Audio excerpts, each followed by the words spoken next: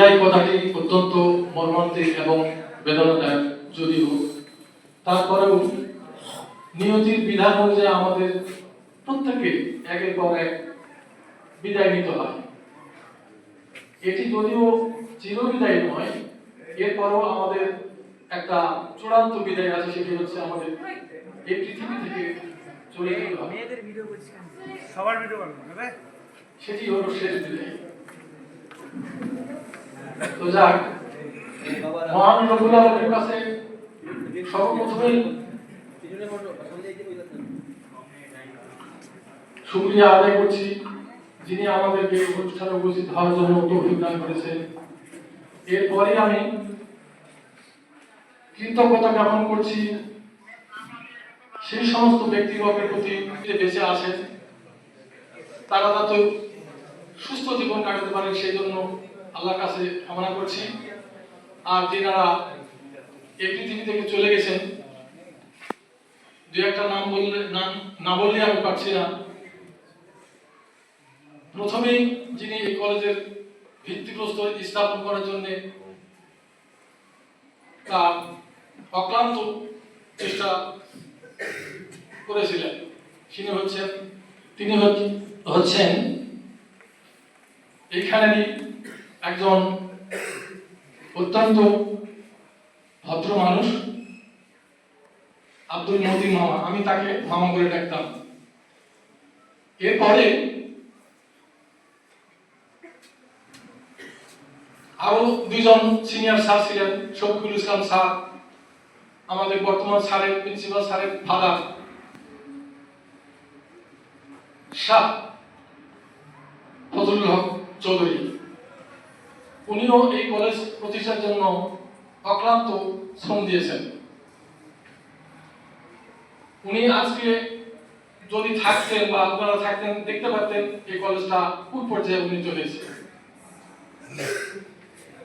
আল্লাহর অশেষ মেহেরবানি, আমাদের বর্তমান প্রিন্সিপাল স্যার এই কলেজটাকে যেদিন আসবে, তারপর আমাদের শিক্ষকদের নাম আসবে। তোমরা যদি ভালো করে পড়াশোনা করো, নিজেকে একজন শক্তিশালী নাগরিক হিসেবে তৈরি করতে পারো, তাহলে ভবিষ্যতে আমাদের দেশের এক একজন একটা করে কান্ডারি হিসাবে নিজেকে দাবি করতে পারবে।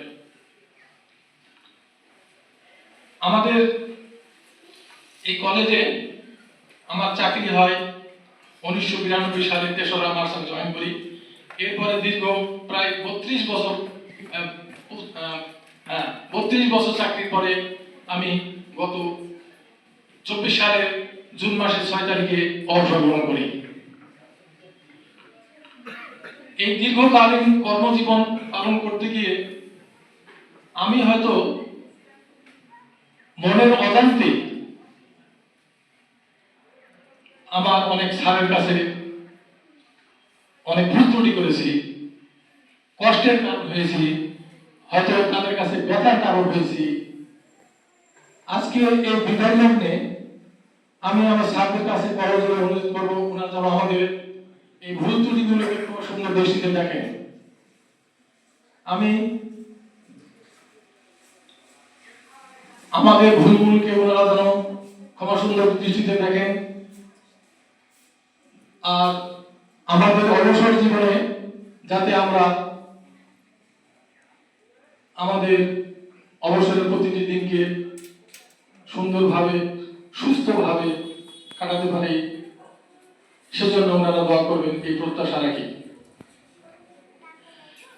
পরিশেষে এবং নিষ্ঠার সঙ্গে পালন করে যেতে পারেন এই প্রত্যাশা করি। সবশেষে ওনারা যেন ওনাদের বাকি কর্মজীবন সুখময়ভাবে পালন করে যেতে পারেন সেই প্রত্যাশা রাখি। সবশেষে তাদের সকলের সুস্বাস্থ্য কামনা করে আমি আমার সংক্ষিপ্ত বক্তব্য এখানে